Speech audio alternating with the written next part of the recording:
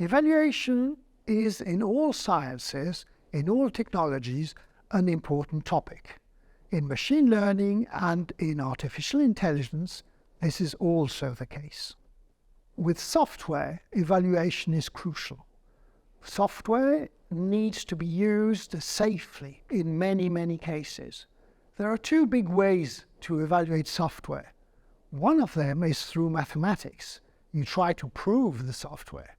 The second way is through testing, and software engineers spend a lot of time testing what they have produced. In the case of artificial intelligence and machine learning, this is also extremely important. But there is a difference. Whereas in a piece of software you are expecting a correct answer all the time, in the case of machine learning, we are not always expecting a correct answer. We're just expecting the system to make a number of errors which is acceptable. So therefore, what we're really trying to do is obtain a guarantee on the quantity of errors, on the quantity of mistakes the system will make. Let's take one example. Let's suppose we have bought or have got a piece of software which is machine learning powered and who is supposed to help us to grade some papers done by pupils. Well, why would this piece of software make mistakes? There are a number of reasons. The first one is that perhaps it's not been properly trained. We know that machine learning relies on examples, and of course, if the system has been given too few examples, the number of errors it will make will not be as good as if it has been trained on many more. The second reason is that perhaps the examples that we have been using for training don't look at those corresponding to our own pupils. And this is the case if they come from two different countries, for example. So perhaps we can't really use software which has been trained somewhere else. And the third one is perhaps also that we are using the software which comes with some guarantees, but which doesn't correspond to the actual application we want it for in the classroom. We'll have to think about that also. So when we talk about errors, we often see them as magic numbers, 3%, 2%, 5%, but we would like them to mean something. What can they mean? Typically, an error of 3% in a classification system will mean that in 100 cases, 3 of those will be errors. I may have a fail instead of a pass, or a pass instead of a fail. Or I can have a system which is helping me to grade, and I will have an error measuring how far away will the system be when predicting a grade with the grade I would have given it itself. So these systems that give errors, we have to make sure we interpret correctly. Let's just have an extreme example. Suppose I want to predict if a child is going to be a doctor or not. Then a system that will always inevitably predict no will actually be very good under the criterion of the magic numbers, because it is supposed that in the population of a Western country, there are in average 1.5 doctors per 1,000 inhabitants, which really means that there is less, much less than 1% error for a system that predicts that nobody will ever become a doctor. This, of course, is addressed by people working in machine learning, but it is not always easy to read. So how would we want to evaluate an error? In the old days, you would just wait and see. So you have to understand that prediction has always existed, and in the Middle Ages, people who were predicting the future were called witches, and they were often burnt.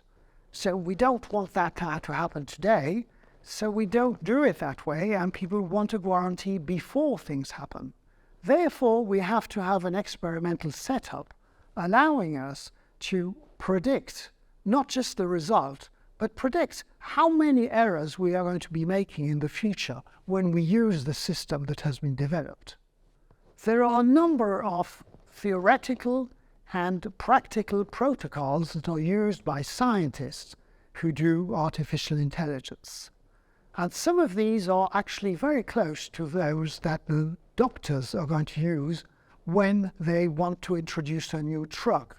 You have two populations, and one of the population is using the old drug and the other population is using the new drug, and none knows which ones they are using, and you will just measure success after a few months of treatment. So we do the same, and it is called A/B testing. But we should always remember that when we are doing testing, we're only getting an estimation of the error. We don't have any certainty of what is going to happen in between things, because the populations will be changing over time. And this is, of course, extremely the case in the case of education. An important question when you do testing is to look out for bias. So what is bias? So bias will be the term employed when we use a model which is going to create either a positive inclination or a negative prejudice against either one individual or a group of individuals. And usually we will consider this to be unfair. Probably the group for whom the inclination is meant will not find it unfair, but other people will find it unfair. So bias can appear in a number of ways. The process of data collection could be to blame, and therefore when we have collected, we have only been collecting data with one particular subgroup. But also there is just bias in society, and therefore the data we will be collecting, however fairly, will contain the bias that is in society. So what's going to happen with the learning algorithm? The learning algorithm is trying to achieve success. Its goal is to try and obtain results which are even better than the human expert. And sometimes to obtain success, sadly, the best answer is to be biased. So in different ways, we have to check and test for this bias. There has been a lot of work done over the past few years on the subject of bias in AI. Let me publicize just one paper that can be found on the web, where the UNESCO actually went through all the different forms of bias related typically to gender, but not only. And this report was produced in 2018 and gives us an understanding of how bias, when present in the data, then can also be present in the software. Statistics only tell us part of the story. So, with this final slide, what we want to explain or discuss is that as a teacher, as an educator, when we use these systems, which can be brilliant systems, we should not be mesmerized by these percentages. These percentages really mean that they have been thoroughly tested, but we are not aiming to take the system that makes 5%, because perhaps it is not the one that suits the educational purpose we really want to get to. So that's the first point. The second point I want to make here is that there is always a risk when you predict the future that you actually then try to make sure that this prediction becomes true. For example, if we've got a system which is telling us what are the grades that our children, our pupils are going to achieve in 6 months' time, we want to be careful that as educators, we don't then feel somehow obliged to actually follow the prediction and grade the students in the way the system has told us it should work.